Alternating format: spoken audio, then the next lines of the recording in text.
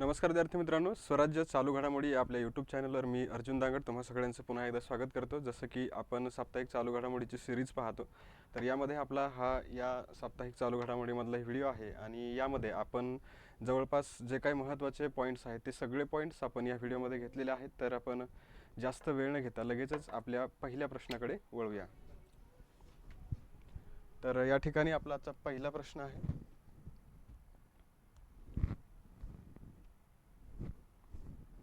राष्ट्रीय sickle sale anaemia निर्मूलन मोहिमेचा शुभारंभ कधी करण्यात आला असं आपल्याला विचारलेलं आहे। तर आपल्याला या मोहिमेची तारीख या ठिकाणी विचारलेली आहे आणि या मोहिमेची जी तारीख आहे ती आहे 1 जुलै 2023। तर राष्ट्रीय सिकल सेल ॲनिमिया निर्मूलन मोहिमेचा शुभारंभ झालेला आहे 1 जुलै 2023 रोजी। म्हणजेच पर्याय क्रमांक पहिला या प्रश्नाचं बरोबर उत्तर तुम्हाला लक्षात ठेवायचं आहे। चला, तर आता या मोहिमेबद्दल आपण थोडी माहिती घेऊया। तर राष्ट्रीय सिकल सेल ॲनिमिया निर्मूलन मोहीम जी आहे हिचा शुभारंभ नुकताच करण्यात आलेला आहे आणि या मोहिमेची घोषणा केंद्रीय अर्थसंकल्प 2023 मध्ये करण्यात आली होती। कधी करण्यात आली होती तर 2023-24चा जो केंद्रीय अर्थसंकल्प आहे त्यामध्ये भारताचे अर्थमंत्री आहेत निर्मला सीतारामन, त्यांनी या मोहिमेची घोषणा केली होती। मग या मोहिमेची सुरुवात कधी झाली तर ही मोहीम सुरू झाली आहे 1 जुलै 2023ला आणि या मोहिमेची सुरुवात ज्या ठिकाणावरून झाली त्या ठिकाणाचं नाव लक्षात ठेवा, मध्य प्रदेश राज्यामध्ये शहाडोल हे ठिकाण आहे आणि या ठिकाणावरून कोणत्या मोहिमेची सुरुवात झाली तर राष्ट्रीय सिकल सेल ॲनिमिया निर्मूलन मोहिमेची सुरुवात या ठिकाणी झालेली आहे। त्याबरोबर या मोहिमेचा प्रारंभ जो आहे तो कोणाच्या हस्ते करण्यात आला तर भारताचे पंतप्रधान आहेत नरेंद्र मोदी यांच्या हस्ते या मोहिमेचा प्रारंभ झालेला आहे।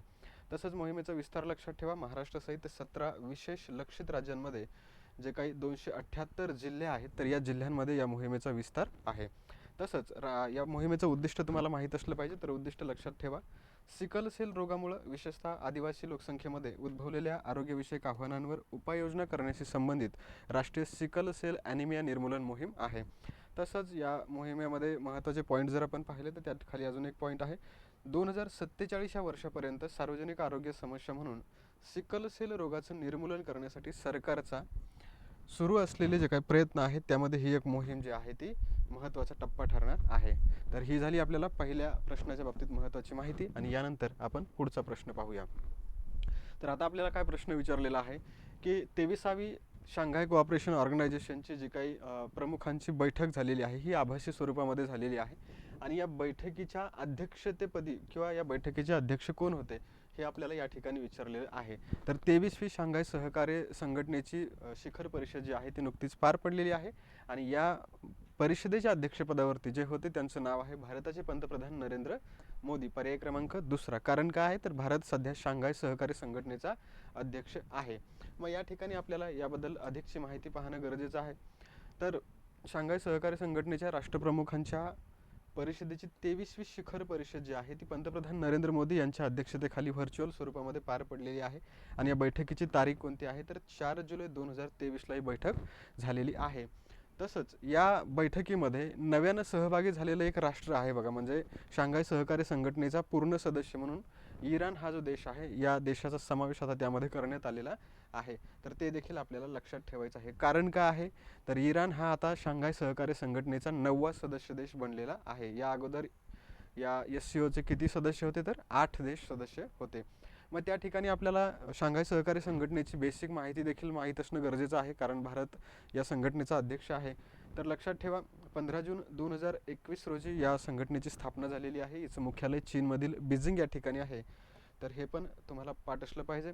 त्याच्यानंतर सदस्य जर आपण पाहिले तर सदस्यांमध्ये इराण हा नवीन सदस्य आहे, 2023मध्ये तो शांघाय सहकार्य संघटनेचा सदस्य बनला आहे। त्यानंतर इकडे भारत आहे, चीन आहे, Kazakhstan, Kyrgyzstan, Pakistan, Russia, Tajikistan आणि उझबेकिस्तान असे मिळून एकूण 9 देश जे आहेत ते शांघाय सहकार्य संघटनेचे काय आहेत तर सदस्य आहेत। त्याच्यानंतर पुढचा पॉईंट काय आहे की यामध्ये निरीक्षक देशांची देखील यामध्ये निरीक्षक देश देखील काही आहेत। तर त्याच्यामध्ये आहे अफगाणिस्तान आहे, बेलारूस निरीक्षक देश आहे, इराण पण आहे आणि इराण हा जो आहे निरीक्षक देशामधून आता सदस्यामध्ये गेलेला आहे, हे लक्षात ठेवा, इथं प्रिंट मिस्टेक आहे। त्यानंतर मंगोलिया देखील यामध्ये काय आहे तर निरीक्षक देश आहे। लक्षात ठेवायचं, इराण अगोदर निरीक्षक देश होता, तो आता शांघाय सहकार्य संघटनेचा सदस्य झालेला आहे। पुढं काय आहे तर भारत या शांघाय सहकारी संघटनेमध्ये कधी सामील झाला, तर ती तारीख लक्षात ठेवायची. 9 जून 2017ला भारत शांघाय सहकारी संघटनेचा पूर्णकालिक सदस्य बनलेला आहे. त्याच्यानंतर सप्टेंबर 2022मध्ये काय झालं होतं तर भारतानं शांघाय सहकारी संघटनेचं अध्यक्षपद सप्टेंबर 2022मध्ये स्वीकारलं होतं. हे देखील तुम्हाला लक्षात ठेवायचं आहे. चला, यानंतर आपण पुढचा प्रश्न पाहूया. प्रश्न आहे, स्वयंसहायता गटांच्या महिलांनी तयार केलेल्या उत्पादनांना बाजारपेठ मिळवून देण्यासंदर्भामध्ये सहाय्यासाठी दीनदयाळ अंत्योदय योजना राष्ट्रीय ग्रामीण उपजीविका अभियानाकडून कोणत्या मोबाईल ॲपचा प्रारंभ करण्यात आला. प्रश्न खूप मोठा आहे, तर प्रश्न व्यवस्थित समजून घेणं देखील तुम्हाला गरजेचं आहे. प्रश्न आहे, स्वयंसहायता गटांच्या महिलांनी तयार केलेले जे काही उत्पादन असतील, या उत्पादनांना बाजारपेठ मिळवून देण्यासाठी सहाय्य करण्यासाठी दीनदयाळ अंत्योदय योजना आहे, जिला राष्ट्रीय ग्रामीण उपजीविका अभियान असं पूर्ण तिचं नाव आहे. दीनदयाळ अंत्योदय योजना राष्ट्रीय ग्रामीण उपजीविका अभियान, त्याला शॉर्ट फॉर्ममध्ये DNRLM असं म्हणतात. आणि याच अभियानाकडून कोणत्या मोबाईल ॲपचा प्रारंभ करण्यात आला, जो की महिला स्वयंसहायता गटाच्या महिलांनी तयार केलेल्या उत्पादनांना बाजारपेठ मिळवून देईल. तर लक्षात ठेवायचं, या ठिकाणी आपल्याला 4 ॲप्लिकेशन्स दिलेले आहेत. तर याच्यातलं जे महत्त्वाचं ॲप्लिकेशन आपलं प्रश्नाचं उत्तर आहे ते आहे ई-सरस ॲप. तर तुम्ही लक्षात ठेवणार आहात, ई-सरस ॲप त्यासाठी निर्माण करण्यात आलेलं आहे. मग आता या ठिकाणी बाकीचे ॲप जे आहेत त्यांची माहिती आपण घेऊया. तर यामध्ये केंद्रीय मत्स्य व्यवसाय मंत्रालयाचं ॲप आहे रिपोर्ट फिश डिसीज ॲप, याला RFD देखील म्हणतात. त्याच्यानंतर पुढचं शेतकऱ्यांसाठी फेस ऑथेंटिकेशनसाठीचं मोबाईल ॲप आहे प्रधानमंत्री किसान सन्मान निधी योजनेसाठीचं हे ॲप आहे, त्याचं नाव आहे प्रधानमंत्री किसान ॲप. हे पण तुम्हाला लक्षात ठेवायचं आहे, करंटचा डाटा आहे सगळा. त्याच्यानंतर काय, माहिती आणि प्रसारण मंत्रालयाच्या अंतर्गत केंद्रीय फिल्म प्रमाणपत्र मंडळाचं नवीन मोबाईल ॲप आहे. तर हे पण तुम्ही लक्षात ठेवणं गरजेचं आहे. ई-सिने ॲप असं त्या ॲपचं नाव आहे. तर अशा पद्धतीनं तुम्हाला हे सगळे ॲप जे आहेत ते करंट बेसवरचे आहेत, ते पाठ करणं गरजेचं आहे. चला पुढे पाहूया. आणि थोडं स्पीडमध्ये घेतो कारण व्हिडिओची लांबी जी आहे ती खूप मोठी होते, मग आपले प्रश्न जास्त असतात. तर या ठिकाणी आता आपल्याला विचारलं आहे 17वं भारतीय सहकारी महासंमेलन जे आहे ते कोणत्या ठिकाणी आयोजित करण्यात आलेलं आहे. तर 17वं भारतीय भारतीय सहकारी महासंमेलन जे आहे याचं आयोजन कोणत्या ठिकाणी करण्यात आलं. तर या ठिकाणी आपल्याला 4 पर्याय आहेत. तर तुम्हाला आता करंट बेसवरती जर आपण पाहिलं तर अंमळनेरचा पर्याय जर पाहिलं तर तुमच्या लगेच लक्षात आलं पाहिजे की या ठिकाणी 97 अखिल भारतीय मराठी साहित्य संमेलन जे आहे ते होणार आहे. वर्ध्याला 96 झालेलं आहे. त्याच्यानंतर इकडे पुणे आणि दिल्ली आहे. तर आपल्याला उत्तर जे पाहायचं आहे तर उत्तर आहे नवी दिल्ली. हे लक्षात ठेवायचं आहे. नवी दिल्लीला 17वं भारतीय सहकारी महासंमेलन जे आहे ते पार पडलेलं आहे. आणि याच महासंमेलनाला संबोधित कोणी केलेलं आहे तर भारताचे पंतप्रधान नरेंद्र मोदी यांनी या संमेलनाला संबोधित केलेलं आहे. त्याच्याबरोबर आता सहकारी महासंमेलनाचा विषय आला तर आपल्याला हे पण माहीत असलं पाहिजे, भारताचे सध्याचे सहकार मंत्री कोण आहेत तर अमित शहा हे भारताचे सध्याचे सहकार मंत्री आहेत. आणि त्यानंतर आंतरराष्ट्रीय सहकार संस्था दिवस देखील तुम्हाला माहीत असला पाहिजे. 1 जुलै 2023 रोजी आंतरराष्ट्रीय सहकार संस्था दिवस जो आहे तो साजरा करण्यात आलेला आहे. आणि तो कधी साजरा केला जातो तर दरवर्षी जुलै महिन्याच्या पहिल्या शनिवारी आंतरराष्ट्रीय सहकार दिवस साजरा केला जातो. म्हणजेच याची तारीख जी आहे ती दरवर्षी बदलत असते, हे लक्षात ठेवायचं आहे. म्हणजे यावर्षी तो 1 जुलै 2023ला साजरा करण्यात आलेला आहे. चला, यानंतर या परिषदेची संकल्पना तुम्हाला माहीत असणं गरजेचं आहे. तर लक्षात ठेवा, अमृतकाळ गतिमान भारतासाठी सहकारातून समृद्धी अशी या परिषदेची काय आहे तर संकल्पना आहे. चला पुढचा प्रश्न आहे, आंतरराष्ट्रीय सहकार संस्था दिन 2023 कधी साजरा करण्यात आला. कोणता दिवस आहे आंतरराष्ट्रीय सहकार संस्था दिन. तुम्हाला मी आत्ताच सांगितलं, जुलै महिन्याच्या पहिल्या शनिवारी आंतरराष्ट्रीय सहकार संस्था दिन दरवर्षी साजरा केला जातो. मग यावर्षी जुलै महिन्यातला पहिला शनिवार जो होता तो कधी होता तर 1 जुलै 2023 रोजी होता. पर्याय क्रमांक कितवा आहे तर मग पर्याय क्रमांक पहिला या प्रश्नाचं काय आहे बरोबर उत्तर आहे. तर लक्षात ठेवा, आंतरराष्ट्रीय सहकार संस्था दिन 1 जुलै 2023 रोजी यावर्षी साजरा करण्यात आलेला आहे. यावर्षीचा आंतरराष्ट्रीय सहकार दिन कधी साजरा करण्यात आला तर 1 जुलै 2023. त्याच्यानंतर हा जो दिवस आहे तो कोणाकडून साजरा केला जातो तर संयुक्त राष्ट्रातर्फे हा दिवस साजरा केला जातो. हे पण महत्त्वाचं तुम्हाला लक्षात ठेवणं गरजेचं आहे. आणि दुसरं म्हणजे दरवर्षी कधी साजरा केला जातो तर जुलै महिन्याच्या पहिल्या शनिवारी. हा पॉईंट तुम्हाला माहीत असणं गरजेचं आहे. त्याच्यानंतर यावर्षीच्या दिवसाची थीम देखील लक्षात ठेवा. थीम आहे cooperative partners for accelerated sustainable development. एवढी जी थीम आहे ही तुम्ही पाठ करणं गरजेचं असतं, कारण अशा दिवसाच्या थीम तुम्हाला परीक्षेमध्ये विचारण्याचे चान्सेस जास्त असतात. चला पुढचं काय आहे आता, हँगझौ या ठिकाणी झालेल्या आशियाई मिश्र दुहेरीच्या स्क्वॅश स्पर्धेमध्ये, कोणती स्पर्धा आहे स्क्वॅश स्पर्धा आहे. आणि या स्पर्धेमध्ये सुवर्ण पदक कोणी पटकावलं असं आपल्याला विचारलेलं आहे. कोणत्या प्रकारामध्ये आहे तर मिश्र दुहेरीच्या प्रकारामध्ये आपल्याला विचारलेलं आहे. मग या ठिकाणी 4 ऑप्शन आहेत. तर याच्यामधला जो बरोबर उत्तराचा ऑप्शन आहे तो आहे पर्याय क्रमांक पहिला, दीपिका पल्लिकल आणि हरिंदर पार सिंधू, म्हणजेच पहिल्या पर्यायामध्ये याचं उत्तर दिलेलं आहे. तर पहा, भारताची दीपिका पल्लिकल आणि हरिंदर पाल सिंधू यांनी हँगझौ या ठिकाणी झालेल्या आशियाई मिश्र दुहेरीच्या स्क्वॅश स्पर्धेमध्ये कोणतं पदक पटकावलं तर सुवर्ण पदक पटकावलेलं आहे. त्याबरोबर ही जी स्पर्धा होती, ही स्पर्धा कशासाठी होती तर सप्टेंबरमध्ये होणाऱ्या हँगझौ आशियाई खेळांसाठीची ही पात्रता स्पर्धा होती. हे तुम्हाला लक्षात असलं पाहिजे. आणि याच क्रीडा स्पर्धेमध्ये पहिल्यांदाच मिश्र दुहेरीचा स्क्वॅशमधल्या अधिकृत स्पर्धा म्हणून समावेश करण्यात आला होता. म्हणजेच काय तर ही मिश्र दुहेरी स्पर्धा या स्पर्धेमध्ये पहिल्यांदाच समाविष्ट झाली आणि त्यामध्ये पहिलं विजेतेपद मिळवलेलं आहे भारताच्या दीपिका पल्लिकल आणि हरिंदर पाल सिंधू यांनी. त्यामुळे हा पॉईंट आपल्याला अत्यंत गरजेचा आहे, लक्षात ठेवणं गरजेचं आहे. त्याच्यानंतर अनाहत सिंग आणि अभय सिंग आहेत. या जोडीनं काय केलं आहे तर कांस्य पदक या स्पर्धेमध्ये पटकावलेलं आहे. म्हणजे भारताच्या एका जोडीला सुवर्ण पदक मिळालं आणि एका जोडीला कांस्य पदक मिळालं, हे तुम्हाला लक्षात ठेवणं गरजेचं आहे. चला, पुढचा प्रश्न आहे, कोणत्या देशाचे माजी राष्ट्राध्यक्ष जायर बोल्सोनारो यांच्यावर 2022च्या निवडणुकीमध्ये सत्तेचा गैरवापर केल्याचा आरोप ठेवत 2030 पर्यंत निवडणूक बंदी घालण्यात आली? बघा, प्रश्न काय विचारलाय की कोणत्या देशाचे माजी राष्ट्राध्यक्ष आहेत ज्यांचं नाव आहे जायर बोल्सोनारो, त्यांच्यावरती सत्तेचा गैरवापर केल्याचा आरोप ठेवण्यात आला आहे 2022च्या निवडणुकीमध्ये आणि त्यामुळे त्यांना काय करण्यात आले तर 8 वर्षाची निवडणूक बंदी किंवा 2030 पर्यंतची निवडणूक बंदी त्या ठिकाणी घालण्यात आलेली आहे. तर हे जे जायर बोल्सोनारो आहेत ते ब्राझीलचे माजी राष्ट्राध्यक्ष आहेत आणि त्यांच्यावरती काय करण्यात आली आहे तर बंदी घालण्यात आलेली आहे. तर लक्षात ठेवायचे तुम्हाला जायर बोल्सोनारो यांच्याबाबतचा हा पॉईंट आहे. पर्याय क्रमांक तिसरा, ब्राझीलचे ते राष्ट्राध्यक्ष आहेत, माजी राष्ट्राध्यक्ष आहेत. तर हे तुम्हाला लक्षात ठेवणं गरजेचं आहे. चला, प्रश्न आहे, कोणी लुसान डायमंड लीग स्पर्धा 2023 जी आहे ती जिंकलेली आहे? आता लुसान डायमंड लीग स्पर्धा जी आहे ती जिंकलेली आहे नीरज चोप्राने. पर्याय क्रमांक किती आहे तर पहिला पर्याय या प्रश्नाचं बरोबर उत्तर आहे.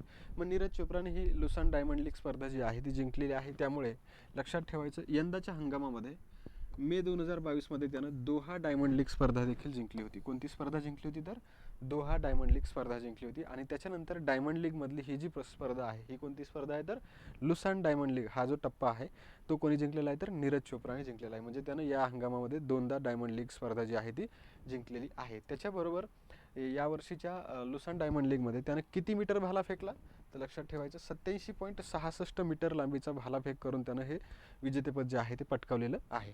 चला, पुढचा प्रश्न आहे, भारतासाठीचा पहिला क्रिटिकल मिनरल्स अहवाल कोणी प्रसिद्ध केला? कोणता अहवाल आहे? क्रिटिकल मिनरल्स अहवाल भारतासाठी कोणी प्रसिद्ध केला? तर लक्षात ठेवायचं आपल्याला इथे 4 पर्याय दिलेले आहेत. सर्वानंद सोनोवाल आहेत, केंद्रीय जहाज बांधणी आणि बंदरे विकास मंत्री आहेत ते. त्याच्यानंतर प्रल्हाद जोशी आहेत, नारायण राणे आहेत, नितीन गडकरी आहेत. नितीन गडकरींचं खातं कोणतं आहे तर रस्ते विकास आणि महामार्ग मंत्रालय त्यांच्याकडे आहे. त्याच्यानंतर नारायण राणे आहेत, सूक्ष्म लघु व मध्यम उद्योग मंत्रालय आहे आणि प्रल्हाद जोशी आहेत. तर या ठिकाणी आपल्याला क्रिटिकल मिनरल्स अहवाल विचारला, म्हणजेच केंद्रीय खान मंत्री आहेत प्रल्हाद जोशी आणि त्यांनीच हा अहवाल काय केला आहे तर प्रकाशित केलेला आहे. म्हणजेच पर्याय क्रमांक कितवा येणार आहे तर दुसरा या प्रश्नाचं बरोबर उत्तर आहे. तर लक्षात ठेवायचं, केंद्रीय खान मंत्री आहेत प्रल्हाद जोशी आणि यांनीच हा अहवाल जो आहे तो प्रसिद्ध केलेला आहे. चला, आता प्रश्न आहे, बीसीसीआय निवड समितीचे अध्यक्ष म्हणून कोणाची निवड करण्यात आली?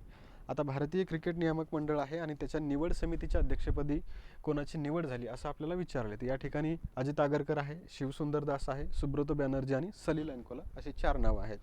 तर यामध्ये ज्यांची निवड झालेली आहे अध्यक्षपदावर त्यांचं नाव आहे अजित आगरकर. काय नाव आहे तर अजित आगरकर. पर्याय क्रमांक पहिला व्यवस्थित लक्षात ठेवायचा, अजित आगरकर यांची निवड जी आहे ती बीसीसीआय निवड समितीचे अध्यक्ष म्हणून झालेली आहे.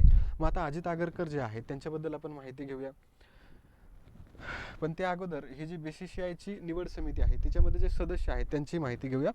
शिवसुंदर दास, सुब्रतो बॅनर्जी आणि सलील अंकोला हे 3 जण आणि त्याच्याबरोबर श्रीधरन शरद हे जे 4 जण आहेत ते या समितीचे सदस्य म्हणून निवडले गेले आहेत आणि अजित आगरकर हे BCCI निवड समितीचे अध्यक्ष म्हणून निवडण्यात आलेले आहेत. त्याच्याबरोबर आता अजित आगरकर यांच्याबद्दल जर आपण माहिती पाहिली तर ते मागच्या पिढीतले अष्टपैलू खेळाडू आहेत. त्यांनी 26 कसोट्या, 191 एकदिवसीय सामने, 4 T20 आणि या व्यतिरिक्त प्रथम दर्जाचे 110 सामने, त्याबरोबर 270 अश्रेणी सामने एवढे सामने त्यांनी खेळलेले आहेत. त्याच्यानंतर त्यांच्या नावावर एक विक्रम आहे, तो विक्रम तुम्हाला लक्षात ठेवणं गरजेचं आहे. इसवी सन 2000 मध्ये झिम्बाब्वेच्या विरुद्ध 21 चेंडूमध्ये अर्धशतक करून एकदिवसीय क्रिकेटमधले म्हणजे ODI फॉर्मॅटमधलं सर्वात वेगवान अर्धशतक करणारा तो भारताचा खेळाडू म्हणून का आहे तर त्यांच्या नावावरती विक्रम आहे. कोणाच्या नावावरती तर अजित आगरकर यांच्या नावावर तो विक्रम आहे. हे तुम्हाला व्यवस्थित लक्षात ठेवायचं आहे. अजित आगरकर बरोबर BCCIच्या निवड समितीचे अध्यक्ष एवढं तुम्ही लक्षात ठेवणं गरजेचं आहे. चला, यानंतर पुढचा प्रश्न आहे, ICCच्या महिला ODI क्रमवारीमध्ये पहिलं स्थान पटकावणारी पहिली श्रीलंकन महिला क्रिकेटर आपल्याला विचारलेली आहे. तर या ठिकाणी 4 महिला क्रिकेटरांचे पर्याय तुम्हाला दिसत आहेत. त्यामध्ये कविशा दिल्हारी आहे, चमारी अट्टापट्टू आहे, आमा कांचना आहे आणि स्मृती मानधना आहे. चौथा पर्याय तुमच्या सगळ्यांच्या लक्षात आहे, भारताची क्रिकेटपटू आहे, महाराष्ट्रीयन आहे. राहिले 3 पर्याय. तर याच्यामध्ये जे चित्रात दिसते ती आहे चमारी अट्टापट्टू आणि ती आहे श्रीलंकेची कर्णधार. ते पण आपल्याला माहीत असलं पाहिजे. पर्याय क्रमांक 3 उत्तर आहे आणि ही ICC महिला ODI क्रमवारीत पहिलं स्थान पटकावणारी पहिली श्रीलंकन महिला क्रिकेटपटू ठरलेली आहे. काय नाव आहे तिचं तर चमारी अट्टापट्टू असं तिचं नाव आहे आणि ती श्रीलंकेची सध्या कर्णधार देखील आहे. त्यामुळे हा पॉईंट व्यवस्थित लक्षात ठेवायचा आहे. चला, प्रश्न आहे, अहमदाबाद महानगरपालिका आणि Sabarmati riverfront development corporation limited यांनी विकसित केलेल्या साबरमती रिव्हरफ्रंटवर स्वदेशामध्ये निर्मित अक्षर रिव्हर क्रूजचा प्रारंभ कोणाच्या हस्ते करण्यात आला? कोणत्या रिव्हर क्रूजचा तर अक्षर रिव्हर क्रूजचा. ही आहे अक्षर रिव्हर क्रूज आणि हिचा प्रारंभ कोणाच्या हस्ते करण्यात आला असं आपल्याला विचारले. या ठिकाणी भारताचे पंतप्रधान नरेंद्र मोदी दिलेला आहे, संरक्षण मंत्री राजनाथ सिंग दिलेला आहे, त्यानंतर केंद्रीय बंदरे व जहाज वाहतूक मंत्री सर्वानंद सोनोवाल आहेत आणि राहिले अमित शहा. तर उत्तर जे आहे ते पर्याय क्रमांक कोणता आहे तर दुसरा पर्याय याचं उत्तर आहे. अमित शहांच्या हस्ते या रिव्हर क्रूजचा जो आहे तो प्रारंभ झालेला आहे. तर लक्षात ठेवायचं आहे. कोणती रिव्हर क्रूज आहे तर तिचं नाव लक्षात ठेवा, अक्षर रिव्हर क्रूज असं तिचं नाव आहे. चला, प्रश्न आहे, महाराष्ट्राचे नवीन उपमुख्यमंत्री कोण बनले आहेत? याचं उत्तर तुमच्या सगळ्यांना माहीत असणारच आहे, कारण ही बातमी बरीचशी चर्चेत राहिलेली आहे. तर लक्षात ठेवायचं आहे, अजितदादा पवार हे आता महाराष्ट्राचे नवीन उपमुख्यमंत्री आहेत. नवीन म्हणजे कसे, देवेंद्र फडणवीस देखील सध्या उपमुख्यमंत्री आहेत आणि त्याचबरोबर अजितदादा पवार म्हणजेच महाराष्ट्राचे सध्या 2 उपमुख्यमंत्री आहेत आणि एक मुख्यमंत्री. मुख्यमंत्री कोण आहेत तर एकनाथ शिंदे आणि 2 उपमुख्यमंत्री, त्यामध्ये देवेंद्र फडणवीस पहिले आणि त्यानंतर आता अजितदादा पवार एक मुख्यमंत्री झालेले आहेत. तर अशा प्रकारे तुम्हाला याची माहिती लक्षात ठेवायची आहे. या ठिकाणी आपल्याला 2 उपमुख्यमंत्री दिसत आहेत. या ठिकाणी महाराष्ट्राचे राज्यपाल दिसत आहेत रमेश बैस आणि या ठिकाणी तुम्हाला दिसत आहेत ते महाराष्ट्राचे मुख्यमंत्री आहेत. अशा प्रकारे तुम्हाला हे व्यवस्थित लक्षात ठेवायचं आहे. त्याचबरोबर अजितदादा पवार यांनी महाराष्ट्राच्या उपमुख्यमंत्री पदाची शपथ जी आहे ती कितव्यांदा घेतलेली आहे तर 5व्यांदा घेतलेली आहे. हे पण आपल्याला लक्षात ठेवायचं आहे. आतापर्यंत सर्वाधिक वेळा उपमुख्यमंत्री पदाची शपथ त्यांनी घेतलेली आहे. त्यानंतर सध्या मग सरकारमध्ये महत्त्वाचे 3 पक्ष, त्यामध्ये आहे भारतीय जनता पक्ष, शिवसेना शिंदे गट आणि राष्ट्रवादी काँग्रेस अजित पवार गट. हे तुम्हाला लक्षात ठेवणं गरजेचं आहे. चला, आता आपण अजितदादा पवार यांची उपमुख्यमंत्री पदाची जी कारकीर्द आहे ती पाहूया. पहिल्यांदा अजितदादा पवार हे 11 नोव्हेंबर 2010 पासून 25 सप्टेंबर 2012 पर्यंत उपमुख्यमंत्री होते. त्याच्यानंतर 7 डिसेंबर 2012 पासून 28 सप्टेंबर 2014 दरम्यान ते उपमुख्यमंत्री राहिले. तिसऱ्यांदा ते 23 मे ते 26 नोव्हेंबर 2019 या काळामध्ये उपमुख्यमंत्री राहिले. चौथ्यांदा ते 30 डिसेंबर 2019 पासून 29 जून 2022 पर्यंत उपमुख्यमंत्री होते आणि पाचव्यांदा 2 जुलै 2023 पासून ते आता उपमुख्यमंत्री आहेत. तर अशा प्रकारे अजितदादा पवार यांच्याबाबत उपमुख्यमंत्री पदाचा जो कार्यकाळ आहे ते आपल्याला माहीत असला पाहिजे. त्यानंतर आता महाराष्ट्राचं राजकीय प्रमुख व्यक्ती जे आहेत त्यांच्याबाबतही माहिती पाहूया. तर सध्या महाराष्ट्राचे राज्यपाल आहेत रमेश बैस, महाराष्ट्राचे मुख्यमंत्री आहेत एकनाथ शिंदे आणि उपमुख्यमंत्री जे आहेत ते 2 आहेत. त्यामध्ये देवेंद्र फडणवीस एक आहेत आणि अजितदादा पवार एक आहेत. तर हे तुम्हाला लक्षात ठेवायचं आहे. चला, आता पुढचा प्रश्न पाहूया. वेस्ट इंडिज क्रिकेटतर्फे आयोजित करण्यात येणाऱ्या महिला कॅरेबियन प्रीमियर लीग, त्यालाच WCPL असं म्हणतात, आणि यासाठी करारबद्ध होणारी पहिली भारतीय क्रिकेटपटू आपल्याला विचारलेली आहे. कशासाठी तर WCPL T20 क्रिकेट स्पर्धा, ज्यालाच वुमन्स कॅरेबियन प्रीमियर लीग असं म्हणतात. ही वेस्ट इंडिजमधली लीग आहे, क्रिकेट लीग आहे, आणि हिच्यामध्ये करारबद्ध होणारी भारताची पहिली महिला क्रिकेटपटू कोण ठरली असं तुम्हाला विचारले. चला, या ठिकाणी 4 पर्याय आहेत. 4ही महिला क्रिकेटपटू आहेत आणि 4ही भारताच्या आहेत. त्याच्यामध्ये पहिला पर्याय आहे श्रेयंका पाटील. ही जी आहे या प्रश्नाचं बरोबर उत्तर आहे. कोण आहे तर श्रेयंका पाटील. श्रेयंका पाटील ही वेस्ट इंडिज क्रिकेटतर्फे आयोजित करण्यात येणाऱ्या महिला कॅरेबियन प्रीमियर लीग साठी करारबद्ध होणारी पहिली भारतीय महिला क्रिकेटपटू ठरली. हे तुम्हाला लक्षात ठेवायचं आहे. चला, आता पुढचा प्रश्न पाहूया. काय विचारले? लष्करी व्यवहार विभागाचे अतिरिक्त सचिव म्हणून कोणाची नियुक्ती? कोणत्या विभागाचे रे? लष्कराच्या व्यवहार विभागाचे अतिरिक्त सचिव विचारले. लक्षात ठेवा, लष्कराचा व्यवहार विभाग आहे, त्याचे अतिरिक्त सचिव. या ठिकाणी 4 पर्याय दिलेले आहेत. अजित आगरकरांच्या बाबतीमध्ये आपण पाहिले BCCIच्या निवड समितीचे प्रमुख अजित आगरकर, हा पर्याय इथे संपला. राहिले 3 पर्याय, तुषार मेहता, अतुल आनंद आणि अजय भटनागर. मग या ठिकाणी उत्तर जे आहे ते आहे पर्याय क्रमांक 4, अतुल आनंद या प्रश्नाचं बरोबर उत्तर आहे. चला, आता त्यांच्याबद्दल थोडी माहिती घेऊया. लष्करी व्यवहार विभागाचे ते अतिरिक्त सचिव म्हणून त्यांची निवड झालेली आहे आणि त्यांनी कधीपासून पदभार स्वीकारला तर 3 जुलै 2023 पासून. यापूर्वी या पदावरती लेफ्टनंट जनरल अनिल पुरी होते. कोण होते तर? अनिल पुरी. अनिल पुरी यांच्या जागेवर आता कोण आले तर अतुल आनंद. हे लक्षात ठेवायचं. त्याच्यानंतर अतुल आनंद यांची जर कारकीर्द आपण पाहिली तर 1 जानेवारी 1988 रोजी ते भारतीय नौदलाच्या कार्यकारी शाखेमध्ये त्यांची नियुक्ती झाली होती. तसंच ते राष्ट्रीय संरक्षण प्रबोधिनीच्या 71वा अभ्यासक्रम म्हणजे 71व्या बॅचचे defence services command and staff college, त्याचबरोबर मीरपूर बांगलादेश आणि नवी दिल्लीतील राष्ट्रीय संरक्षण महाविद्यालयाचे ते माजी विद्यार्थी आहेत. एवढं त्यांचं शिक्षण आहे, तर हे पण आपल्यासाठी महत्त्वाचं आहे.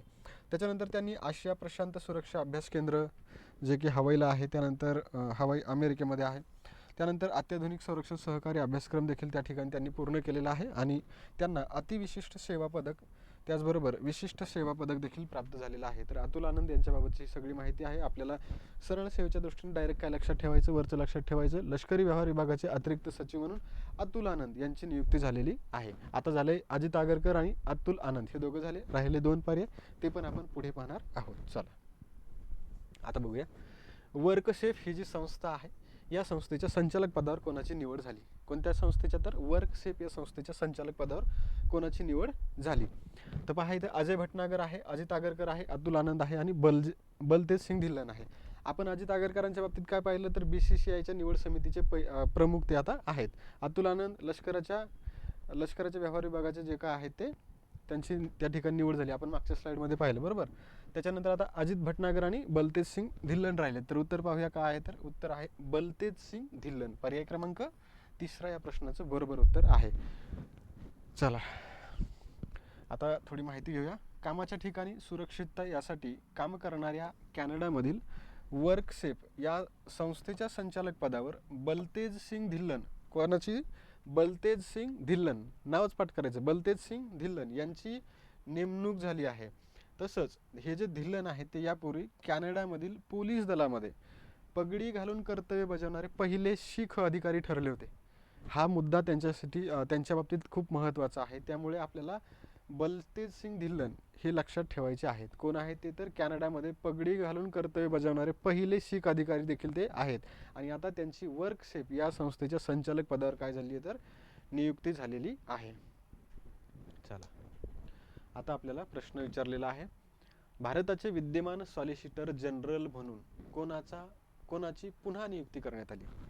भारताचे विद्यमान सॉलिसिटर जनरल म्हणून कोणाची पुन्हा नियुक्ती करण्यात आली? बघा, अजय भटनागर, अजित आगरकर, अतुल आनंद, तुषार मेहता.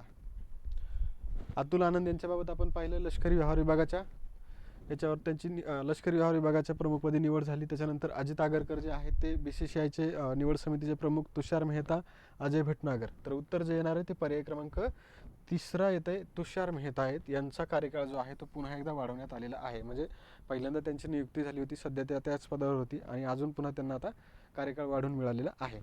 तर पाहूया, तुषार मेहता यांची 3 वर्षाच्या कार्यकाळासाठी भारताचे विद्यमान सॉलिसिटर जनरल म्हणून पुन्हा नियुक्ती करण्यात आली. किती वर्षांच्या कार्यकाळासाठी असं विचारतात, तर लक्षात ठेवा 3 वर्षांच्या कार्यकाळासाठी. कोणाची नियुक्ती? तुषार मेहता यांची नियुक्ती. तसंच आणि त्यांच्या बाबतीत थोडंसं आपण जर त्यांची कारकीर्द जर आपण पाहिली तर पहा, 1987 मध्ये वकील म्हणून त्यांनी कारकिर्दीला सुरुवात केली.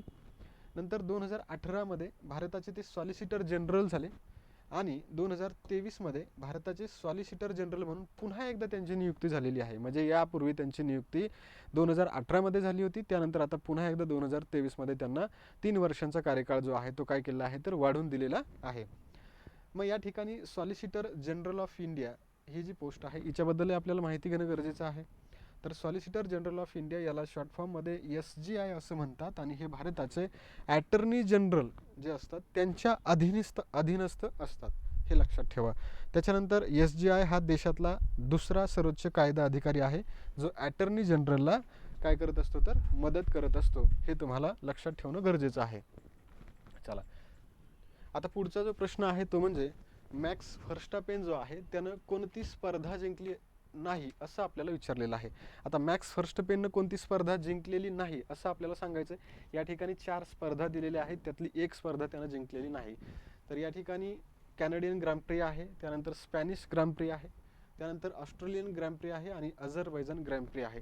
तर मग बरोबर उत्तर काय आहे तर अझरबैजान ग्रँड प्री 2023 ची स्पर्धा मॅक्स व्हर्स्टापेननं जिंकलेली नाही. मग ती कोणी जिंकलेली आहे तर ही स्पर्धा जिंकलेली आहे सर्जिओ पेरेज या खेळाडूने ही स्पर्धा काय केली आहे तर जिंकलेली आहे. म्हणजेच या ठिकाणी आपल्याला आता ह्या ज्या वर्षामध्ये 2023 वर्षामध्ये ज्या ग्रँड प्रिक्स झालेले आहेत तर तिचे विजेते सगळे आपल्याला या ठिकाणी रिवाईज करायचे आहेत. तर त्यामध्ये कॅनेडियन ग्रँड प्रिक्स आहे 2023, याचा विजेता आहे मॅक्स व्हर्स्टापेन. त्याच्यानंतर त्यानं स्पॅनिश ग्रँड प्री जिंकली या वर्षीची. त्यानंतर मोनाको ग्रँड प्री देखील मॅक्स व्हर्स्टापेनने जिंकलेली आहे. त्यानंतर बहरीन ग्रँड प्री जी आहे ती देखील मॅक्स व्हर्स्टापेननं जिंकलेली आहे. आणि सौदी अरेबियन ग्रँड प्री ही जी स्पर्धा आहे ती जिंकलेली आहे सर्जिओ पेरेज यानं. आणि तिच्यानंतर अझरबैजान ग्रँड प्रीचा विजेता देखील सर्जिओ पेरेज राहिलेला आहे. आणि आत्ता झालेली आहे ऑस्ट्रियन ग्रँड प्री, हिचा विजेता मात्र मॅक्स व्हर्स्टापेन राहिलेला आहे. तर अशा प्रकारे तुम्हाला ग्रँड प्रिक्सचे विजेते जे आहेत ते लक्षात ठेवायचे आहेत. त्याच्यामध्ये 2 स्पर्धाचे विजेते लक्षात ठेवा, सौदी अरेबिया आणि अझरबैजानचा सर्जिओ पेरेज आहे आणि इतर सर्व स्पर्धा ज्या झालेल्या आहेत त्यांचा विजेता जो आहे तो आहे मॅक्स व्हर्स्टापेन. अशा पद्धतीने तुम्ही हे सगळं लक्षात ठेवायचं आहे. त्याचबरोबर मॅक्स व्हर्स्टापेन हा रेड बुल संघाचा ड्रायव्हर आहे, हे देखील तुम्हाला लक्षात ठेवणं गरजेचं आहे. हा आहे मॅक्स व्हर्स्टापेन. चला, यानंतर पुढचा प्रश्न आहे, कोणत्या राज्याच्या कारी इशाद, कोणता कारी इशाद नावाचा आंबा आहे आणि या आंब्याला GI टॅग मिळालेला आहे. तर हा दिसतोय तो हा आहे कारी इशाद आंबा आणि याला नुकताच GI टॅग देण्यात आलेला आहे. मग हे कोणत्या राज्याचा आहे तर लक्षात ठेवा कर्नाटक राज्याचा हा कारी इशाद आंबा आहे आणि त्याला नुकताच GI टॅग मिळालेला आहे. तर कर्नाटकमधील अंकोला तालुक्यामध्ये हा आंबा जो आहे तो उत्पादित केला जातो आणि याच आंब्याला आता भारत सरकारच्या अंतर्गत असणाऱ्या भौगोलिक संकेत रजिस्ट्रीकडून कोणता टॅग देण्यात आला आहे तर GI टॅग, हे लक्षात ठेवायचं आहे. आता प्रश्न काय विचारलेला आहे, कोणाचा समावेश न्यूयॉर्कच्या कार्नेगी कॉर्पोरेशनने तयार केलेल्या वार्षिक ग्रेट इमिग्रेंट्स या यादीमध्ये करण्यात आला आहे. तर फोटो पाहून तुमच्या लक्षात आला असेल, अजय बंगा यांचा समावेश जो आहे तो कार्नेगी विद्यापीठानं तयार केलेल्या वार्षिक ग्रेट इमिग्रेंट्स या यादीमध्ये करण्यात आलेला आहे. पर्याय क्रमांक किती आहे तर दुसरा पर्याय या ठिकाणी उत्तर आहे. तर आपण त्यांच्याबद्दल माहिती घेऊया. अजय बंगा हे जागतिक बँकेचे सध्या अध्यक्ष आहेत आणि त्यांचा समावेश आता कार्नेगी कॉर्पोरेशनच्या वार्षिक ग्रेट इमिग्रेंट्स यादी जी आहे तर हिच्यामध्ये करण्यात आलेला आहे. मग जून 2023 मध्ये जागतिक बँकेचे प्रमुख होणारे ते पहिले भारतीय अमेरिकन ठरलेले आहेत. कोण आहेत तर ते अजय बंगा आणि त्यांचा समावेश वार्षिक इमिग्रेंट्स यादीमध्ये करण्यात आलेला आहे. त्याच्यानंतर ग्रेट इमिग्रेंट्स हा जो उपक्रम आहे तो अमेरिकेमध्ये यश मिळवणारे जे काही अपवादात्मक व्यक्ती असतात त्यांचा सन्मान करण्यासाठीचा तो एक उपक्रम आहे. ही एक यादी असते आणि तिच्यामध्ये त्या व्यक्तींचा समावेश केला जातो जो की सन्मानार्थ असतो, हे तुम्हाला माहीत असणं गरजेचं आहे. त्याच्यानंतर अजय भटनागर, तुषार मेहता, अतुल आनंद यांच्याबाबतही आपण माहिती घेतलेली आहे. त्यामध्ये अजय भटनागर आता आपण पुढे पाहणार आहोत.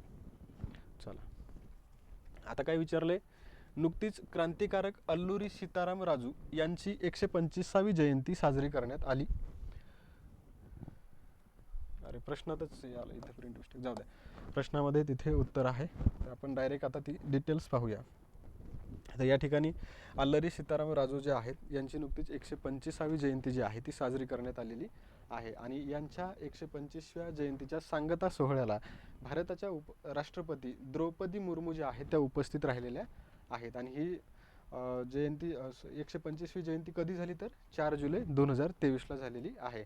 मग या ठिकाणी अल्लरी सीताराम राजू जे आहेत यांच्याबद्दल माहिती पाहणं गरजेचं आहे.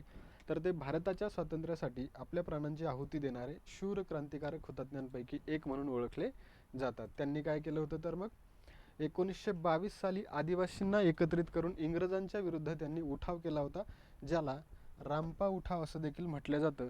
आणि त्यामुळे अल्लरी सीताराम राजू जे आहेत ते आपल्या इतिहासामध्ये एक महत्त्वाचे क्रांतिकारक म्हणून ओळखले जातात, हे तुम्हाला लक्षात ठेवायचं आहे.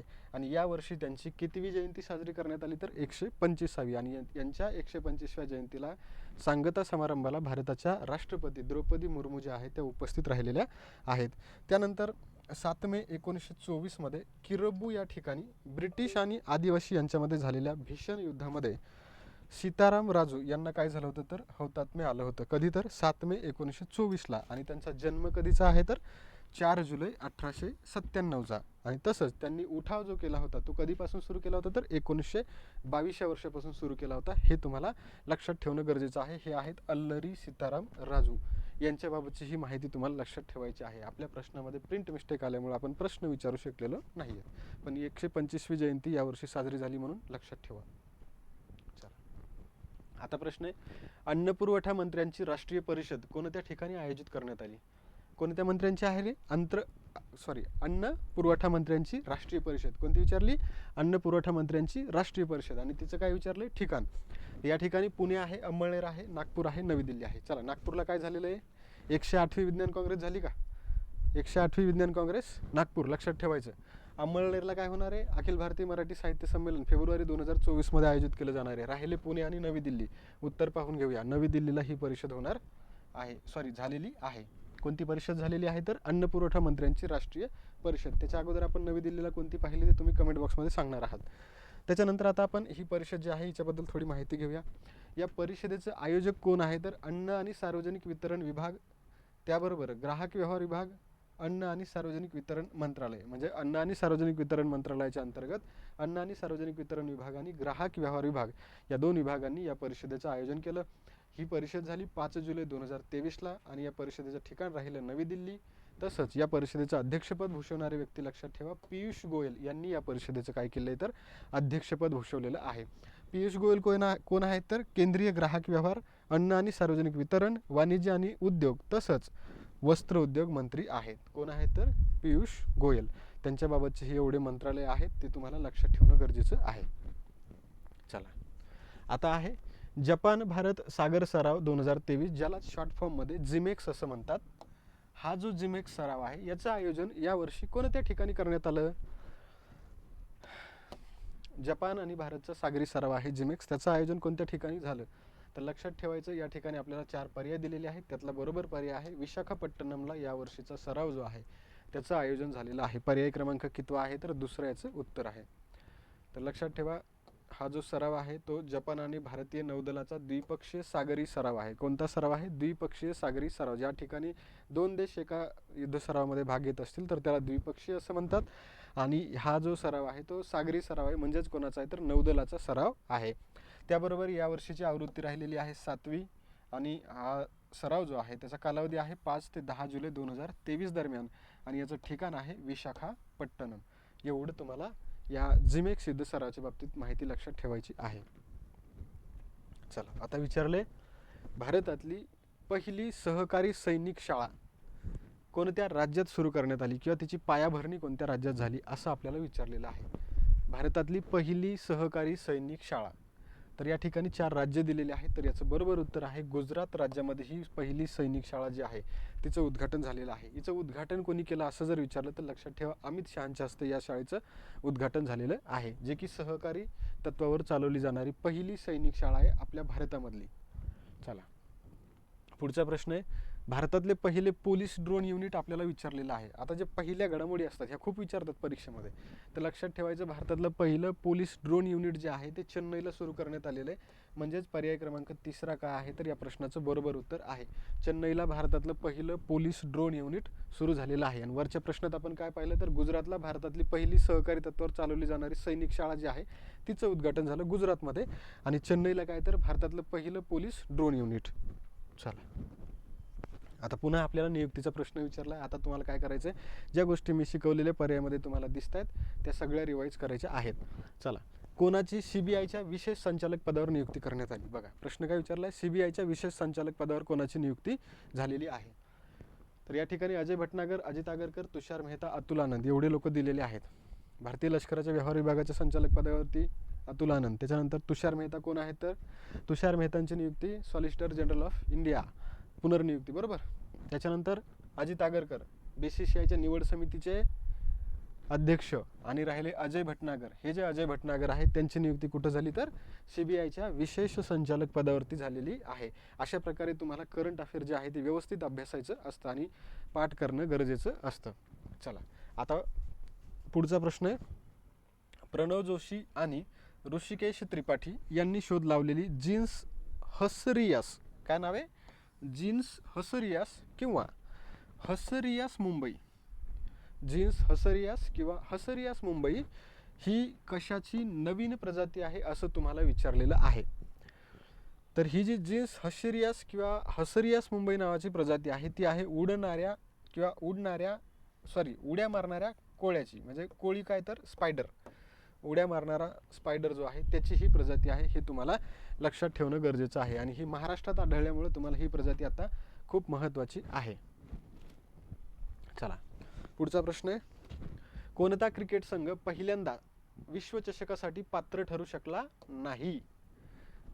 वर्ल्ड कप या स्पर्धेसाठी पात्र ठरू शकणार न पात्र ठरणारा पहिला संघ, म्हणजे असा संघ कोणता की आतापर्यंत सगळ्या वर्ल्ड कपमध्ये तो खेळलाय पण यावेळेस पहिल्यांदाच तो अपात्र ठरला वर्ल्ड कपसाठी, तर तो संघ आपल्याला ओळखायचा आहे. तर उत्तर आहे वेस्ट इंडिज. वेस्ट इंडिजचा संघ यावर्षी वर्ल्ड कप स्पर्धेसाठी पात्र ठरू शकलेला नाही. तो पराभूत झाल्यामुळं वर्ल्ड कप स्पर्धेच्या पात्रता फेरीमध्येच वेस्ट इंडिज संघाचा पराभव झालेला आहे. आणि अशी घटना कधी झाली, तर पहिल्यांदाच झाली, हे लक्षात ठेवा. आता पुढचा प्रश्न काय आहे, आर्थिक वर्ष 2023 कोणतं राज्य भारताचे अव्वल इलेक्ट्रॉनिक निर्यातदार म्हणून उदयाला आलं. काय, अव्वल इलेक्ट्रॉनिक्स निर्यातदार म्हणून उदयाला आलेलं राज्य किंवा सर्वाधिक इलेक्ट्रॉनिक्स निर्यात करणारं राज्य भारताचं 2023. हरियाणा, हिमाचल प्रदेश, महाराष्ट्र, तामिळनाडू. बरोबर उत्तर काय आहे, तर तामिळनाडू, पर्याय क्रमांक 14. चला, थोडं स्पीडमध्ये घेतो कारण काही इश्यूज आहेत आज, तर त्यामुळे थोडी अडचणी आहेत, तर लवकर आपण चॅप्टर संपूया. तर आता जो प्रश्न विचारला तो प्रश्न काय आहे, कोणाला UK इंडिया अवॉर्ड्समध्ये ग्लोबल इंडियन आयकॉन घोषित करण्यात आलं. कोणत्या पुरस्कार सोहळ्यामध्ये, UK इंडिया अवॉर्ड्स या पुरस्कार सोहळ्यामध्ये गोल्डन काय, ग्लोबल इंडियन आयकॉन म्हणून घोषित करण्यात आलं असं आपल्याला विचारलेलं आहे. या ठिकाणी पर्याय आहेत, 4ही खेळाडू आहेत. तर याच्यामध्ये मीराबाई चानूच्या बाबतीमध्ये पोलीस भरतीला जो प्रश्न आला होता तो तुम्ही मला खाली कमेंट बॉक्समध्ये प्रश्न आणि उत्तर सांगणार आहात. आणि राहिलेल्या 3 खेळाडूमध्ये उत्तर आहे मेरी कोम, पर्याय क्रमांक पहिला, मेरी कोमला ग्लोबल इंडियन आयकॉन घोषित करण्यात आलेला आहे इंडिया UK अवॉर्ड्समध्ये. चला, पुढचा प्रश्न आहे, खालीलपैकी कोणत्या ठिकाणी वार्षिक हेमिस मठ उत्सव, कोणता उत्सव, हेमिस मठ उत्सव साजरा केला जातो. आता हेमिस मठ उत्सव जो आहे या ठिकाणी 4 पर्याय आहेत, 4 पर्यायातले एका ठिकाणी साजरा केला जातो आणि ते आहे लडाख. लडाखला हेमिस मठ उत्सव जो आहे तो साजरा करण्यात आलेला आहे. लक्षात ठेवा, TCS उत्सव जे आहे खूप विचारते आणि तुम्हाला ते माहीत असले पाहिजे. लडाखला हेमिस मठ उत्सव पाठ करायचं. आणि वरचं मेरी कोमला काय, तर इंडियन आयकॉन घोषित करण्यात आले इंडिया UK अवॉर्ड्समध्ये. चला, आता आहे वर्ल्ड मायनिंग काँग्रेस 2023 कोणत्या ठिकाणी आयोजित करण्यात आली. जागतिक खान परिषद किंवा world mining Congress, Brisbane, Amalner, Colombo, Samarkand. यामध्ये अमळनेरचं आहे मराठी साहित्य संमेलन झालेलं आहे ते, आणि नाही झालेलं नाही, अमळनेरला होणार आहे, झालेलं वर्धेचं आहे, बरोबर. तर उत्तर जे आहे ते आहे पर्याय क्रमांक पहिला, ब्रिस्बेन या ठिकाणी वर्ल्ड मायनिंग काँग्रेस 2023 पार पडलेली आहे. ब्रिस्बेन आहे ऑस्ट्रेलियामध्ये. त्याच्यानंतर पुढचा जो प्रश्न आहे तो म्हणजे जुलै 2023 travel agents association of India म्हणजेच TAAI चे 67वे अधिवेशन कोणत्या ठिकाणी पार पडलं. कोणत्या संस्थेचं? तर ट्रॅव्हल एजंट्स असोसिएशन ऑफ इंडियाचं 67वं अधिवेशन कोणत्या ठिकाणी झालं? पर्याय आहेत पुणे, अमळनेर, कोलंबो आणि समरकंद. तर ब्रिस्बेनचं आपण वरती पाहिले. याच्यानंतर आता खाली जे पर्याय आहेत त्याच्यामध्ये लक्षात ठेवा, श्रीलंकेतील कोलंबो या ठिकाणी हे अधिवेशन झालं. त्याची आवृत्ती होती 67वी आणि जे अधिवेशन झाले ते कोणत्या संस्थेचं होतं? तर ट्रॅव्हल एजंट असोसिएशन ऑफ इंडियाचं ते 67वं अधिवेशन श्रीलंकेतील कोलंबोला झालं. आणि वरच्या प्रश्नात वर्ल्ड मायनिंग काँग्रेस पाहिली, ब्रिस्बेनला झाली 2023ची. एवढ्या गोष्टी आपल्याला महत्त्वाच्या आहेत. चला, आता प्रश्न आहे, कोणत्या देशानं ओपन कायलिन ही संगणकांसाठी आपली पहिली देशांतर्गत open source operating system launch केली? प्रश्न खूप महत्त्वाचा आहे.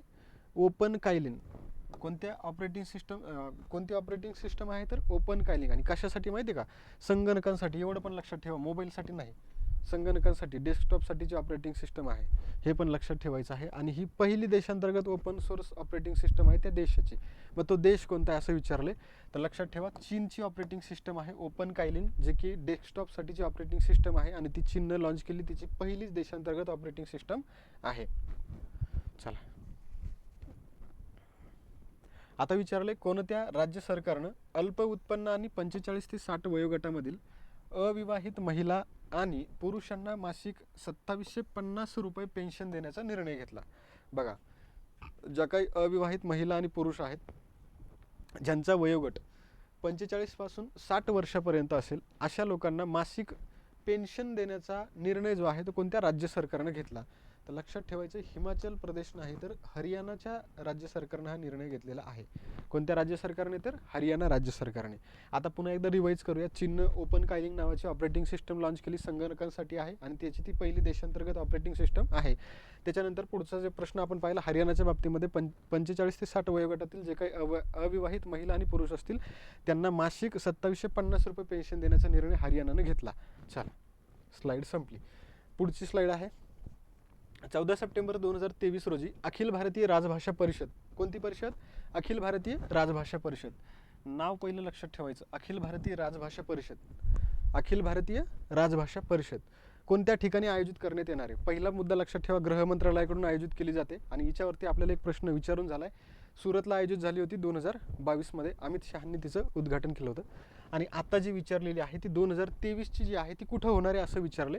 तर लक्षात ठेवा, या ठिकाणी 4 पर्याय आहेत. एकदा रिवाईज करून देतो. मराठी साहित्य संमेलन झालेलं आहे, इथे पण मराठी साहित्य संमेलन झाले, इथं होणार आहे. ते कोणकोणते आहे ते तुम्ही कमेंट बॉक्समध्ये सांगायचे. आणि इथं ही परिषद होणार आहे. कोणती परिषद? तर अखिल भारतीय राजभाषा परिषद. एवढं तुम्हाला लक्षात ठेवायचं. स्पीडमध्ये घेतोय कारण स्पीडमध्ये घ्यावं लागणार आहे, कारण लवकर लवकर आपल्याला संपवायचं आहे. आता माझ्या मागे पण जरा आपली नवीन आवृत्ती जी आहे पुस्तकाची ती कंप्लीट करून तुम्हाला तलाठी भरतीच्या आधी लवकरात लवकर तुमच्या हातात देण्यासाठी थोडीशी जो आहे वेळ खूप कमी आहे माझ्याकडे, त्यामुळे थोडंसं तुम्हाला मी स्पीडमध्ये एवढं शिकवतो. कारण पहिली आवृत्ती खूप फास्ट तुम्ही सर्वांनी तिला प्रतिसाद दिलेला आहे. आता दुसरी पण आवृत्ती आपण लगेचच तुमच्याकडे पोहोचती करणार आहोत. चला, लक्षात ठेवा, पुण्याला काय आहे? अखिल भारतीय राजभाषा परिषद होणार आहे. कोणत्या वर्षाची? तर या वर्षाची. कधी होणार आहे? 14 सप्टेंबर 2023ला. चला, पुढचं आहे.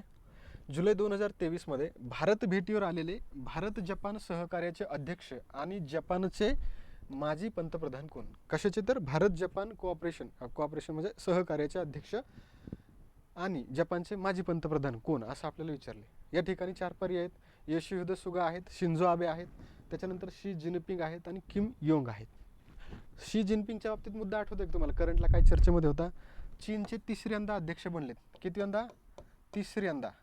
बरोबर, चीनचे 3ऱ्यांदा अध्यक्ष बनलेत शी जिनपिंग. त्यांनी तो विक्रम केलाय. त्याच्यानंतर किम योंग, ते जाऊ द्या, ते आपल्याला घेणं देणं नाही. इथे राहिले शिंझो आबे जे होते ना जपानचे पंतप्रधान, त्यांना गोळी लागून मृत्यू झाला.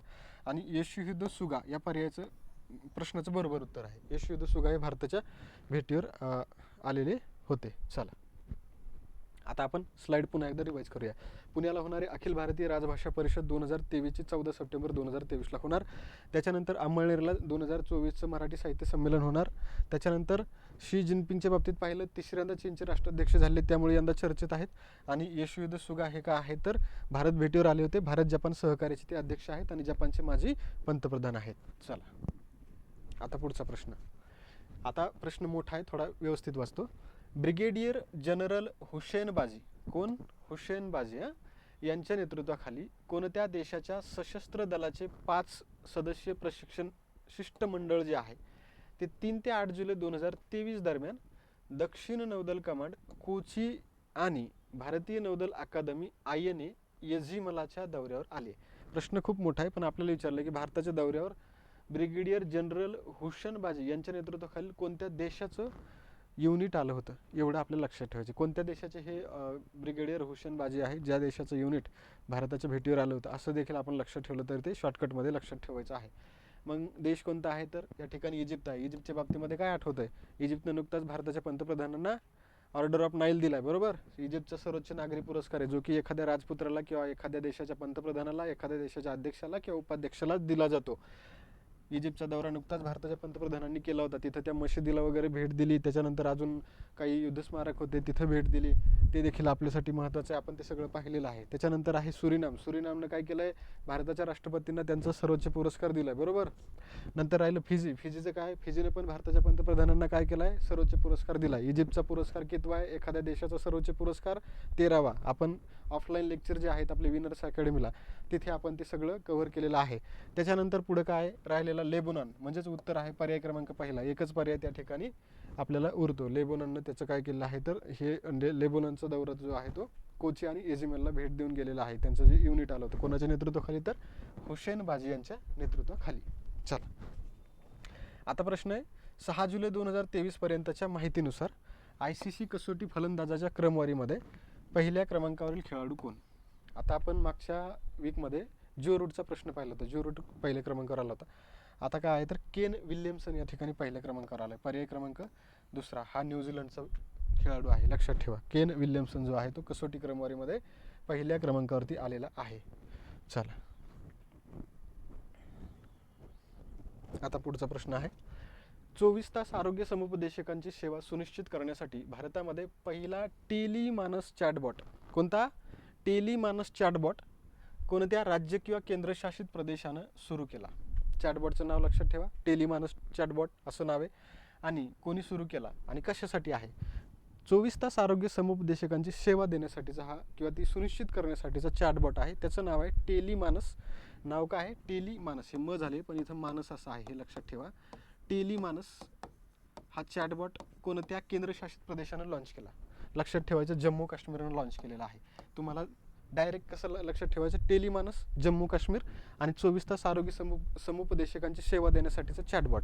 3 पॉईंट काय काय, 24 तास आरोग्य समुपदेशकांची सेवा देण्यासाठीचा चॅटबॉट जम्मू काश्मीरनं लॉन्च केला, त्याचं नाव आहे टेलिमानस. बस, विषय संपला. चला, पुढचं काय, 2023चा प्राचार्य शिवाजीराव भोसले सन्मान कोणाला जाहीर झाला?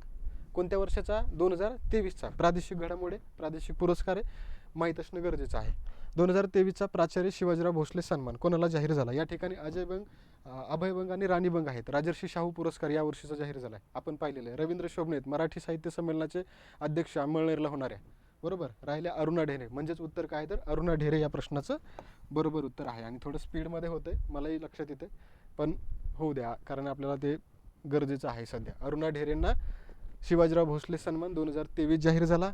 अभयभंग राणीभंगच्या बाबतीमध्ये राजर्षी शाहू पुरस्कार आपण पाहिलेला आहे. आणि रवींद्र शोभने जे आहे ते अखिल भारतीय मराठी साहित्य संमेलनाचे कोण आहेत तर अध्यक्ष आहेत. आणि जम्मू काश्मीरनं काय टेलिमानस काय आहे तर चॅटबॉट आहे, ते लॉन्च केलेलं आहे. आणि तो कशासाठीचा? 24 तास आरोग्य समुपदेशकांची सेवा सुनिश्चित करण्यासाठीचा आहे. चला, आता प्रश्न आहे संयुक्त राष्ट्र सुरक्षा परिषदेमध्ये भारत, ब्राझील, जर्मनी आणि जपान किती देश आहेत? भारत एक आहे, ब्राझील एक आहे, जर्मनी आहे आणि जपान, या 4 देशांना सामील करण्याचं आव्हान कोणत्या देशानं केलं? कोणत्या ठिकाणी आणि कोणी, असं आपल्याला लक्षात ठेवणं गरजेचं आहे. कोणत्या ठिकाणी तर संयुक्त राष्ट्र सुरक्षा परिषदेत, बरोबर. संयुक्त राष्ट्राच्या सुरक्षा परिषदेमध्ये 4 देश आहेत ज्यांना सामील करण्याचं आव्हान कोणत्या देशानं केलं? त्याच्यामध्ये आपल्या भारताचा समावेश आहे. ज्या 4 देशांचा समावेश करण्यासाठी आव्हान करण्यात आलं त्याच्यात भारत आहे, ब्राझील आहे, जर्मनी आहे आणि जपान आहे. आणि याचं आव्हान करणारा देश लक्षात ठेवा, ब्रिटननं हे आव्हान केलेलं आहे. पर्याय क्रमांक दुसरा या प्रश्नाचं काय आहे तर बरोबर उत्तर आहे. ब्रिटननं काय केलं आहे तर भारत, ब्राझील, जर्मनी, जपान या 4 देशांना संयुक्त राष्ट्राच्या सुरक्षा परिषदेमध्ये सामील करण्याचं आव्हान जे आहे ते केलेलं आहे. चला, आता पुढचा प्रश्न पाहूया. कोणत्या राज्यानं शिक्षणाला चालना देण्यासाठी, कशासाठी? शिक्षणाला चालना देण्यासाठी आणि मातांच्या सक्षमीकरणासाठी जगन्ना अम्मा ओडी योजनेचं नाव लक्षात ठेवा. जगन्ना अम्मा ओडी या योजनेची कितवी म्हणजे चौथी आवृत्ती जी आहे ती लॉन्च केलेली आहे. आता हे जे लोक करंट अफेअर रेग्युलर वाचतात त्यांच्या पाठ असेल, कारण चौथी आवृत्ती म्हणजे याच्या अगोदर 3 आवृत्ती ऑलरेडी झालेल्या आहेत या योजनेच्या. आणि त्या योजनेचं राज्य तुम्हाला विचारलेलं आहे, कोणत्या राज्यानं शिक्षणाला चालना देण्यासाठी आणि मातांच्या सक्षमीकरणासाठी अम्मा ओडी योजना, जगन्ना अम्मा ओडी योजना जी आहे तिची चौथी आवृत्ती लॉन्च केली. तर लक्षात ठेवा आंध्र प्रदेश. आंध्र प्रदेशने याची चौथी आवृत्ती लॉन्च केलेली आहे. चला, आंध्र प्रदेशचे मुख्यमंत्री कमेंट बॉक्समध्ये सांगायचे. आणि यानंतर आपण पुढचा प्रश्न पाहूया. चला, ब्रिटनचे पंतप्रधान ऋषी सुनक यांच्या हस्ते दुसऱ्या महायुद्धातील कोणत्या 101 वर्षीय शीख सैनिकाचा पॉइंट ऑफ लाईट या सन्मानानं सन्मान करण्यात आला. ब्रिटनचे भारतीय वंशाचे पंतप्रधान आहेत ऋषी सुनक.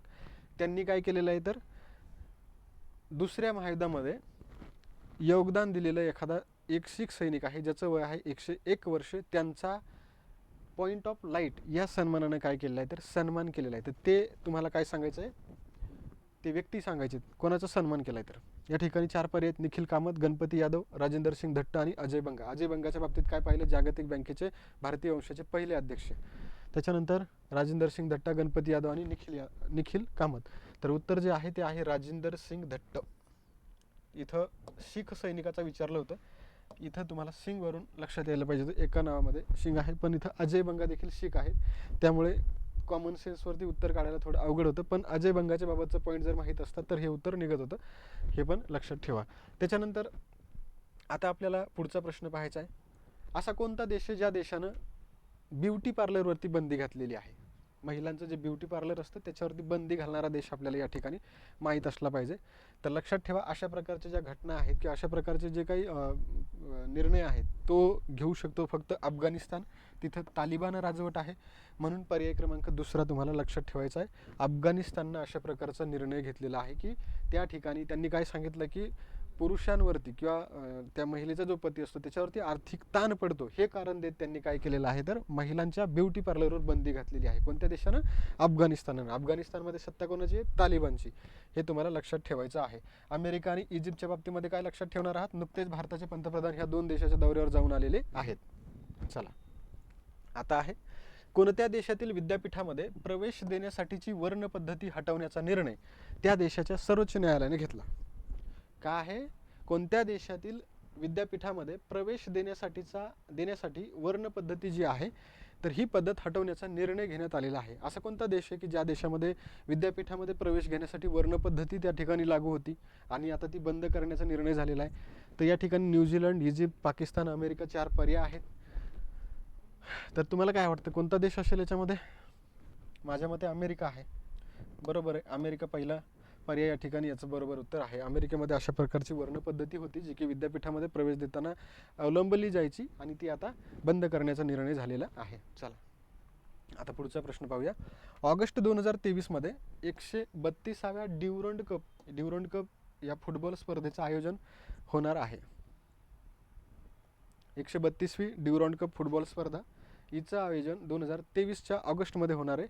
तर मग हे कोणत्या ठिकाणी होणार आहे हे आपल्याला सांगायचं आहे. बरोबर, कोणत्या ठिकाणी? चला, अमळनेर, वर्धा, नाशिक, कोलकाता. चला, मराठी साहित्य संमेलनाचा क्रम लावा. चला, नाशिक, त्याच्यानंतर उदगीरच्या नंतर वर्धा, वर्धाच्या नंतर अमळनेर आणि राहायला पर्याय इथं कोलकाता आहे. कोलकाता आउट ऑफ पर्याय आहे, म्हणजेच उत्तर कोलकाता आहे. 3 पर्याय जे आहेत ते सिक्वेन्सनं होते. नागपूर, त्यानंतर उदगीरच्या नंतर वर्धा, वर्धाच्या नंतर अमळनेर. मराठी साहित्य संमेलनाचे ठिकाण लक्षात ठेवा. आता होणारं अमळनेरला होणार आहे. बरोबर, रवींद्र शोभने त्याचे कोण आहेत? अध्यक्ष आहेत. आणि ह्या पर्यायाचं प्रश्नाचं उत्तर काय आहे तर कोलकात्याला 132वी ड्युरंड कप फुटबॉल स्पर्धा होणार आहे. तुम्हाला मराठी साहित्य संमेलनात जास्त वेळा रिवाईज का करतो? कारण त्याच्यावर खूप प्रश्न विचारतात. चला, आता आहे जुलै 2023च्या महिन्यात कोणत्या देशानं प्लास्टिक पिशव्यांवर बंदी घातली? चला, प्लास्टिक पिशव्यांवर बंदी घालणारा देश. अमेरिकेच्या बाबतीत पाहिलं, विद्यापीठामध्ये वर्ण पद्धती बंद करण्याचा निर्णय घेतला आहे. इजिप्तनं काय केलं तर भारताच्या पंतप्रधानांना ऑर्डर ऑफ नाईल सर्वोच्च सन्मान प्रदान केला आहे. ह्या दोन्ही देशाच्या दौऱ्यावर भारताचे पंतप्रधान गेले होते. आणि राहिले पाकिस्तान, न्यूझीलंड. उत्तर आहे न्यूझीलंड. पर्याय क्रमांक 2 न्यूझीलंड या प्रश्नाचं काय आहे तर बरोबर उत्तर आहे. चला, आता आहे पंजाब विधानसभेचे माजी उपाध्यक्ष रिकामी जागा यांचं निधन झालं. कोण येते? पंजाबच्या विधानसभेचे माजी उपाध्यक्ष होते, त्यांचं निधन झाले. खाली 4 पर्याय आहेत. गुफी पेंटल आहे, इम्तियाज अहमद आहे, गीतांजली अय्यर आहे आणि बीर देवसिंग आहे. नावावरून जर पाहिलं तर आपल्याला वाटतं बीर देवसिंग असायला पाहिजे आणि तेच बरोबर आहे. पर्याय क्रमांक 4 बीर देवसिंग हे पंजाब विधानसभेचे माजी उपाध्यक्ष होते, त्यांचं निधन झाले, लक्षात ठेवायचं आहे. वरचा पर्याय न्यूझीलंड प्लास्टिक पिशव्यांवर बंदी घातली. चला, प्रश्न आहे, वसंतराव नाईक यांच्या जयंतीच्या निमित्त महाराष्ट्रामध्ये राज्य कृषी दिन कधी साजरा करण्यात आला? महाराष्ट्र राज्य कृषी दिन कधी साजरा करण्यात आला? वसंतराव नाईक महाराष्ट्राचे माजी मुख्यमंत्री, यांच्या जयंतीच्या निमित्त महाराष्ट्रामध्ये राज्य कृषी दिन कधी साजरा करण्यात आला? चला, पर्याय क्रमांक पहिला 1 जुलैला. 1 जुलैच्या बाबतीत आपण काय पाहिलंय मागच्या स्लाइडमध्ये ते तुम्ही मला कमेंट बॉक्समध्ये नक्की सांगायचं आहे. चला, याच्यानंतर आहे, भारतीय क्रिकेट नियामक मंडळानं म्हणजेच BCCIनं बायजूच्या जागी, बायजू ही एक शैक्षणिक प्लॅटफॉर्म आहे, याच्या जागेवर भारतीय क्रिकेट संघाचा मुख्य प्रायोजक म्हणून रिकामी जागासोबत 3 वर्षांचा करार केला. काय केला? करार केला. भारतीय क्रिकेट नियामक मंडळ म्हणजे काय? BCCI. BCCIच्या बाबतीत काय पाहिलं? अजित आगरकर BCCI निवड समितीचे अध्यक्ष म्हणून निवड झाली आणि याच BCCIनं आता बायजू ही जी शैक्षणिक प्लॅटफॉर्म आहे बायजू, तर याच्या जागेवर भारतीय क्रिकेट संघाचा मुख्य प्रायोजक म्हणून, काय मुख्य प्रायोजक म्हणून कोणासोबत 3 वर्षासाठी करार केला? बघा, 3 वर्षासाठीचा करार आहे. तर उत्तर आलेलं आहे Dream11. पर्याय क्रमांक 2 Dream11 सोबत तो करार झाला. इथं लक्षात ठेवा, राज्य कृषी दिन 1 जुलैला साजरा करण्यात आला, वसंतराव नाईक यांच्या जयंतीच्या निमित्तानं साजरा केला जातो. आणि त्याचबरोबर BCCIनं बायजूच्या जागेवरती आता भारतीय क्रिकेट संघाचा मुख्य प्रायोजक म्हणून Dream11 सोबत काय केलं आहे तर 3 वर्षांचा करार केला, हे लक्षात ठेवायचं. चला, याबरोबर आपलं लेक्चर जे आहे ते या ठिकाणी समाप्त झालेलं आहे. आणि आपलं जे पुस्तक होतं, मी तुम्हाला व्हिडिओमध्ये सांगितलं होतं, तर त्या पुस्तकाच्या सर्व प्रती ज्या आहेत त्या आता जवळपास संपत आलेल्या आहेत. तुम्ही सर्वांनी खूप त्या ठिकाणी प्रतिसाद त्याला दिलेला आहे आणि आता आपण लवकरच काय करणार आहोत, ह्या पुस्तकाची दुसरी आवृत्ती, म्हणजे आता आपण पहिली जी काढली होती ती 1 जानेवारी ते 31 मार्चपर्यंतची आपण ती आवृत्ती काढली होती, बरोबर. आणि ती आवृत्ती तुम्हाला 90 रुपयामध्ये घरपोच पोहोचली होती. त्याचबरोबर प्रमुख विक्रेत्यांकडे देखील ती आवृत्ती उपलब्ध करून देण्यात आली होती. आणि आता दुसरी जी आवृत्ती आहे ती दुसरी आवृत्ती निघणार आहे एप्रिलपासून. दुसऱ्या आवृत्तीमध्ये काय काय असणार आहे, एप्रिल ते जूनच्या शेवटच्या दिवसापर्यंत म्हणजे 30 जूनपर्यंत ही आवृत्ती असणार आहे. एप्रिल ते जून 2023 पर्यंत दुसरी आवृत्ती आपली येणार आहे. तिच्यामध्ये काय काय असणार आहे सांगतो. यामध्ये जे आपल्या मागच्या आवृत्तीमध्ये सगळे टॉपिक होते, राष्ट्रीय, आंतरराष्ट्रीय, राष्ट्रीय, प्रादेशिक, त्यानंतर आर्थिक, त्यानंतर भौगोलिक, पर्यावरण, क्रीडा, त्याच्यानंतर पुरस्कार, क्रीडा पुरस्कार, त्यानंतर आपण पुन्हा दिनविशेष घेतलेले आहेत सगळे. त्याच्यानंतर वन लायनर, ज्या ठिकाणी वन लायनर प्रश्नाची गरज आहे त्या ठिकाणी वन लायनर घेतलेले आहेत. हे सगळं सोडता अजून यामध्ये काय नवीन असणार ते सांगतो. यामध्ये मागच्या 6 महिन्यातले मंत्रिमंडळाचे निर्णय जे आहेत तर ते सगळे यामध्ये आपण इन्क्लूड करणार आहोत. त्याच्यानंतर सध्या केंद्रीय मंत्रिमंडळ जे आहे तर ते देखील आपण त्या ठिकाणी त्याच्यामध्ये दिलेलं आहे. हे का दिलंय? कारण तलाठी भरतीला हे विचारतात. आणि त्याच्यानंतर अजून काय आहे त्याच्यामध्ये, तर लोकराज्यामधील जे काही महत्त्वाचे मुद्दे आहेत ते सगळे आपण यामध्ये घेतलेले आहेत. तर हे सगळे पॉईंट्स आपण यामध्ये आता समाविष्ट केलेले आहेत आणि जे काय आपल्या परीक्षेच्या दृष्टीने आहे ते सगळं त्याच्यामध्ये तुम्हाला पाहायला मिळणार आहे. ही आवृत्ती लवकरच तुमच्या जवळच्या बुक स्टोअरमध्ये आम्ही उपलब्ध करून देऊ आणि त्याच्या संबंधित ज्यावेळेस ते उपलब्ध होईल त्या बाबतीमध्ये मी माहिती तुम्हाला व्हिडिओमध्ये देखील देईल आणि त्याचबरोबर आपल्या टेलिग्राम चॅनलवर देखील त्याचा अपडेट तुम्हाला देईल. तर तुम्ही सगळ्यांनी आपल्या पहिल्या आवृत्तीला उत्कृष्ट असा प्रतिसाद दिलेला आहे, त्याबद्दल तुमच्या सगळ्यांचे मी मनापासून धन्यवाद मानतो. आणि त्याचबरोबर या व्हिडिओच्या शेवटपर्यंत तुम्ही थांबलात त्यासाठी देखील तुम्हाला सगळ्यांचे पुन्हा एकदा धन्यवाद. आणि याचबरोबर आपला जो आजचा व्हिडिओ आहे तो आपण या ठिकाणी थांबूया आणि भेटूया पुढील व्हिडिओमध्ये. तोपर्यंत जय हिंद, जय महाराष्ट्र.